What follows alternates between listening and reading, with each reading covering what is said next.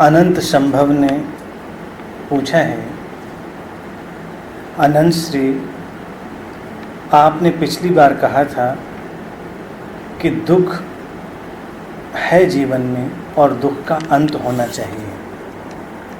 ऐसा मेरी समझ में आया और ऐसा ही भगवान बुद्ध ने अपनी देशनाओं में भी कहा है। पर क्या दुख और पीड़ा एक ही है? अगर ऐसा है तो क्या शारीरिक पीड़ा और मानसिक पीड़ा के बिना जीवन संभव है? जब मैं अपनी माँ को शारीरिक पीड़ा में चीखता देखता हूँ और मैं सिर्फ उस पीड़ा को महसूस भी नहीं कर पाता बल्कि सिर्फ देख पाता हूँ कि किस प्रकार एक एक करवट के लिए भी कितना कष्ट सहना पड़ रहा है और मैं कुछ भी नहीं कर सकता, तो ये कैसी पीड़ा है? कृपया मार्गदर्शन करें।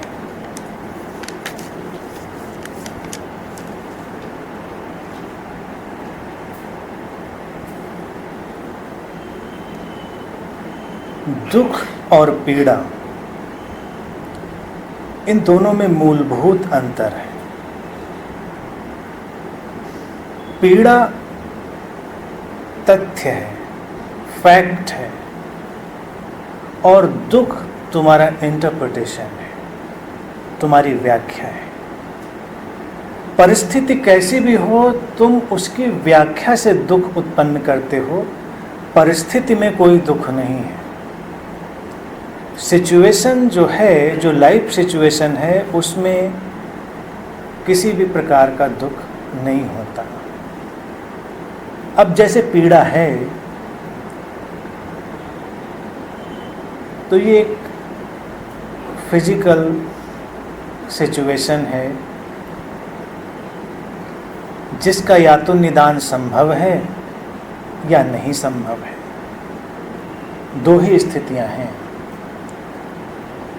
दो स्थितियों में तुम केवल अपने प्रयास कर सकते हो और तुम्हारे प्रयास की परिपूर्णता ही तुमको दुख मुक्त रख सकती है। अगर तुम ठीक से प्रयास ना करो तो हो सकता है ये विचार तुम्हें दुखी बनाए कि तुमने अपने लिए या अपने किसी प्रियजन के लिए या किसी के लिए भी समुचित प्रयास नहीं किए, तो ये एक दुख की नई श्रृंखला निर्मित करेगा। या फिर तुम इस चिंतन मनन में चले जाओ कि ऐसा होना चाहिए था या नहीं होना चाहिए, या फिर तुम इसको और व्यक्तिगत बना लो कि ये मेरे साथ क्यों, तो तुम्हारे दुख के स्तर बदलते चले जाएंगे। अगर तुम पीड़ा का स्वीकार कर सको तो उस स्वीकार में ही दुख का अंत होने लगता है। और मैं तुम्हें बताना चाहूँगा कि अगर तुम पीड़ा का भी पूरा का पूरा स्वीकार कर लो तो पीड़ा मुक्त होने के रास्ते भी खुल सकते हैं। हो सकता है इस पर चिकित्सा जगत या मनोविज्ञान का जगत काम कर रहा हो, मुझे इसकी जानकारी नहीं है, लेकिन मैं जिस अंतर्दृष्टि से देखता हूँ उसमें मुझे दिखाई देता है कि पीड़ा कई बार उतनी नहीं होती है जितनी व्यक्ति महसूस कर लेता है, क्योंकि उसी स्थिति में किसी व्यक्ति को कम पीड़ा होती है और किसी को ज़्यादा होती है। मैं केवल फिजिकल और मेंटल पेन की बात कर रहा हूँ। अर्थात तुम उसको एनलार्ज कर सकते हो या उसे तुम छोटा कर सकते हो। ये तुम्हारे अपने चेतना स्तर पर भी निर्भर करता है और तुम्हारी समझ पर भी निर्भर करता है। कई बार जो शरीर में पीड़ा है वो शरीर की सुरक्षा के लिए होती है,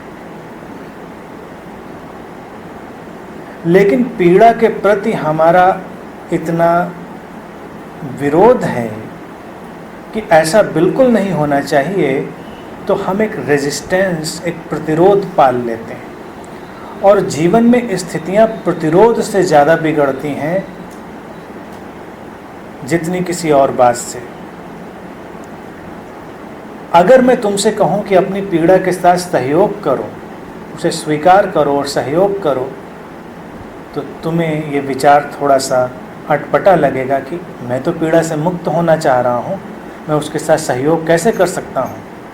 लेकिन अगर तुम करके देखो तो तुम्हें हैरानी होगी कि सहयोग करने के साथ ही पीड़ा कम होने लगती है। क्योंकि पीड़ा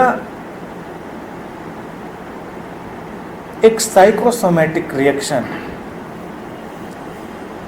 शरीर और मन का एक रिस्पॉन्स है। पीड़ा ने तुम्हें सुरक्षित बनाने का उपाय किया है। अगर तुम उसे समझ पाओ तो तुम थोड़ा सा उससे दूर हट पाओगे और एक नेचुरल हीलिंग, एक सहज स्वास्थ्य की प्रक्रिया तुम्हारे अंदर घटेगी। आम तौर से व्यक्ति इसको अपनाता नहीं है। और पीड़ा की ही बात क्यों, जीवन में जितनी भी समस्याएं हैं वो सब रेजिस्टेंस से पैदा होती हैं, प्रतिरोध से पैदा होती हैं, क्योंकि तुम्हें लगता है ऐसा नहीं होना चाहिए और ऐसा हो रहा है।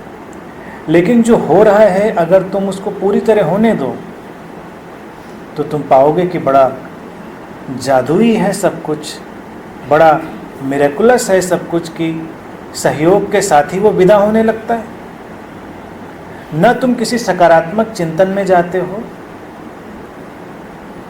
न तुम किसी कल्पना लोक में विचरण करते हो। जैसे तुम्हारे जीवन की परिस्थितियां विषम हो, तुम्हारे जीवन में शारीरिक मानसिक पीड़ाएं आए, तो तुमको ऐसे सुझाव देने वाले लोग भी मिलेंगे कि कुछ सकारात्मक चिंतन करो। लेकिन सकारात्मकता भी तुम्हारे ऊपर बोझ बन जाती है और जल्दी ही तुम्हें परेशान करने लगती है।